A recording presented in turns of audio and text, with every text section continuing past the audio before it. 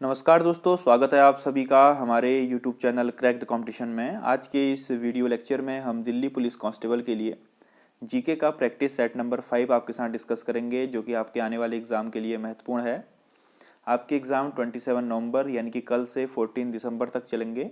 तो जितने भी एग्ज़ाम होते रहेंगे दोस्तों, उनका रिव्यू हम आपको लगातार वीडियोज़ के माध्यम से प्रोवाइड कराते रहेंगे, इसीलिए चैनल पर बने रहिए।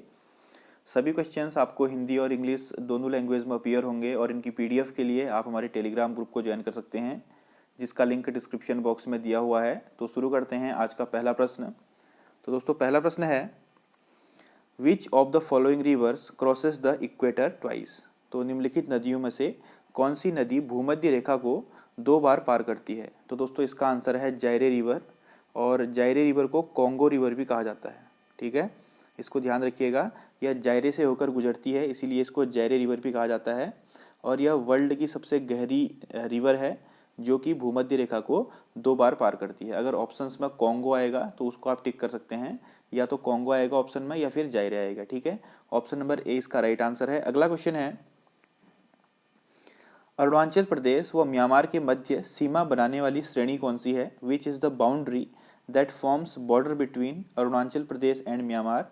तो दोस्तों पटकाई बुम पर्वत श्रेणी जो है, यह अरुणाचल प्रदेश और म्यांमार के बीच में इंटरनेशनल बाउंड्री का निर्माण करती है।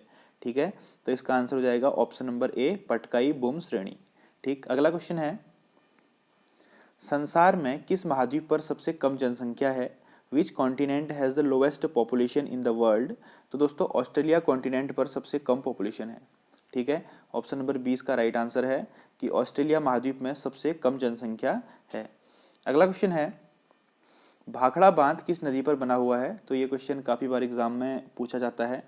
Bhakra dam is situated on which river. तो इसका आंसर है भाखड़ा डैम सतलुज रिवर पर बना हुआ है। ठीक है ना, option number C, Sutlej river पर। और यह कहाँ स्थित है, बिलासपुर डिस्ट्रिक्ट हिमाचल प्रदेश में है। और दोस्तों किस प्रकार का डैम है, कॉन्क्रीट ग्रेविटी डैम। ठीक है, कॉन्क्रीट ग्रेविटी डैम है। अगला क्वेश्चन है, which one of the following is also known as Lushai hills. तो इनमें से किसे लुसाई हिल्स के नाम से भी जाना जाता है। तो दोस्तों जो मीजो हिल्स हैं, Mizo hills is also known as Lushai hills. ठीक है, यह जो है मीजो हिल्स, यह मिजोरम और मणिपुर के बीच की माउंटेन रेंज है और किस श्रेणी में आती है, पटकाई रेंज के अंतर्गत आती है। तो ये भी ध्यान रखिए कि लुसाई हिल्स जो है ये पटकाई रेंज के अंतर्गत आते हैं। तो ऑप्शन नंबर डी इसका राइट आंसर है। अगला क्वेश्चन है, first Indian women to get Bharat Ratna. तो भारत रत्न पाने वाली प्रथम भारतीय महिला कौन सी थी या कौन सी हैं। तो इसका आंसर है इंदिरा गांधी। पूर्व प्रधानमंत्री इंदिरा गांधी भारत रत्न पाने वाली प्रथम भारतीय महिला हैं, जिनको कि 1907 में भारत रत्न से सम्मानित किया गया था। तो ऑप्शन नंबर 20 का राइट आंसर है। अगला क्वेश्चन है, the first Indian to win Booker prize. तो दोस्तों उपन्यास यानी कि नोवेल के क्षेत्र में एक बुकर प्राइज दिया जाता है, बुकर पुरस्कार। तो पहली इंडियन जिनको कि बुकर प्राइज मिला, तो इसका आंसर है अरुंधति रॉय। ठीक है दोस्तों, अरुंधति रॉय को 1997 में गॉड ऑफ स्मॉल थिंग्स नामक उपन्यास के लिए बुकर पुरस्कार दिया गया था। तो ऑप्शन नंबर ए इसका राइट आंसर है। अगला क्वेश्चन है, Sultan Johor cup is associated with. तो सुल्तान जोहोर कप किससे संबंधित है, किस खेल से जुड़ा हुआ है। तो दोस्तों ऐसे क्वेश्चन काफ़ी बार एग्जाम में पूछे जाते हैं। तो इसका आंसर है फील्ड हॉकी या फिर हॉकी से संबंधित है। ठीक है, यह प्रत्येक वर्ष मलेशिया में आयोजित किया जाता है सुल्तान जोहोर कप टूर्नामेंट, और यह हॉकी से संबंधित है। ऑप्शन नंबर 20 का राइट आंसर है। दोस्तों अगला प्रश्न है, which of the following article of Indian constitution deal with the right to equality before law. ये बहुत इंपॉर्टेंट क्वेश्चन है, आपके एग्जाम में पूछा जा सकता है। भारतीय संविधान का कौन सा अनुच्छेद विधि के समक्ष समानता के अधिकार से संबंधित है, यानी कि कानून के समक्ष सब समान हैं, इक्वल प्रोटेक्शन ऑफ लॉज। तो इसका आंसर है आर्टिकल 14। ठीक है दोस्तों, आर्टिकल 14 जो है right to equality before law की बात करता है, इसको ध्यान रखिएगा, ये मोस्ट इंपोर्टेंट क्वेश्चन है। नेक्स्ट क्वेश्चन है, world economic outlook report is published by which of the following. तो वर्ल्ड इकोनॉमिक आउटलुक एक फेमस रिपोर्ट है जो कि प्रतिवर्ष वर्ल्ड की इकोनॉमीज को उजागर करती है या उनके एनालिसिस के ऊपर निकाली जाती है। तो ये किसके द्वारा निकाली जाती है, तो यह है IMF इंटरनेशनल मॉनिटरी फंड अंतर्राष्ट्रीय मुद्रा कोष द्वारा वर्ल्ड इकोनॉमिक आउटलुक रिपोर्ट जो है वो प्रकाशित की जाती है। तो दोस्तों इसको ध्यान रखिए। अब IMF से हम कुछ इंपॉर्टेंट इन्फॉर्मेशन यहाँ से कलेक्ट कर लेते हैं। तो इंटरनेशनल मॉनिटरी फंड जो है इसका हेडक्वार्टर है वॉशिंगटन DC में। ठीक है दोस्तों, इसके जो मैनेजिंग डायरेक्टर हैं वह है क्रिस्टेलिना जॉर्जिविया। क्रिस्टेलिना जॉर्जिविया जो है इसकी मैनेजिंग डायरेक्टर हैं, और इसकी जो चीफ इकोनॉमिस्ट हैं, मुख्य अर्थशास्त्री जिनको हम बोलते हैं चीफ इकोनॉमिस्ट, वह हैं गीता गोपीनाथ, और ये इंडिया की हैं। तो इसीलिए इंपॉर्टेंट हो जाता है, ये आपसे एग्जाम में पूछा जा सकता है कि चीफ इकोनॉमिस्ट कौन है, गीता गोपीनाथ। अगला क्वेश्चन है which of the following is a major tectonic plate. तो कौन सी एक मुख्य विवर्तनिकी प्लेट है। तो दोस्तों टोटल 7 टेक्टोनिक प्लेट होती हैं, जिनमें सबसे मेजर मुख्य टेक्टोनिक प्लेट है पैसिफिक प्लेट यानी कि प्रशांत महासागरीय प्लेट। तो ये इंपॉर्टेंट क्वेश्चन है, SSC इसको लगातार अपने एग्जाम्स में पूछता है, तो इसको ध्यान रखिएगा। Option number C Pacific plate is right answer. Next one is that name the largest desert of Asia. तो एशिया के सबसे बड़े मरुस्थल का नाम बताइए। तो दोस्तों एशिया का सबसे बड़ा डेजर्ट है गोबी डेजर्ट, ठीक है, जो कि मंगोलिया और चाइना तक फैला हुआ है। यह एशिया का सबसे बड़ा डेजर्ट है। अगर आपसे यहाँ पर पूछेंगे कि वर्ल्ड का सबसे बड़ा डेजर्ट कौन सा है, तो आप बोलेंगे अंटार्कटिक डेजर्ट। ठीक है, वर्ल्ड का कौन सा है, अंटार्कटिक डेजर्ट। और इंडिया का सबसे बड़ा डेजर्ट कौन सा है दोस्तों, जिसको हम ग्रेट इंडियन डेजर्ट भी बोलते हैं, या नॉर्मल लोकल लैंग्वेज में इसको थार मरुस्थल भी बोलते हैं। ठीक है, या ग्रेट इंडियन डेजर्ट या थार दोनों एक ही बात है। ये इंडिया का सबसे बड़ा डेजर्ट है, इसको ध्यान रखिएगा। अगला क्वेश्चन है Triton is the moon of which planet. Triton जो है वो किस ग्रह का उपग्रह है। ठीक है, तो ट्राइटन जो है दोस्तों वह नेपच्यून का उपग्रह है। नेपच्यून के टोटल 13 मून हैं, जिनमें सबसे बड़ा नेपच्यून का उपग्रह है ट्राइटन। ठीक है, और इसकी खास बात यह है कि नेपच्यून के अपोजिट डायरेक्शन में रोटेट करता है, तो इसीलिए इंपॉर्टेंट हो जाता है, आपके एग्जाम में पूछा जा सकता है। तो Triton is the moon of Neptune.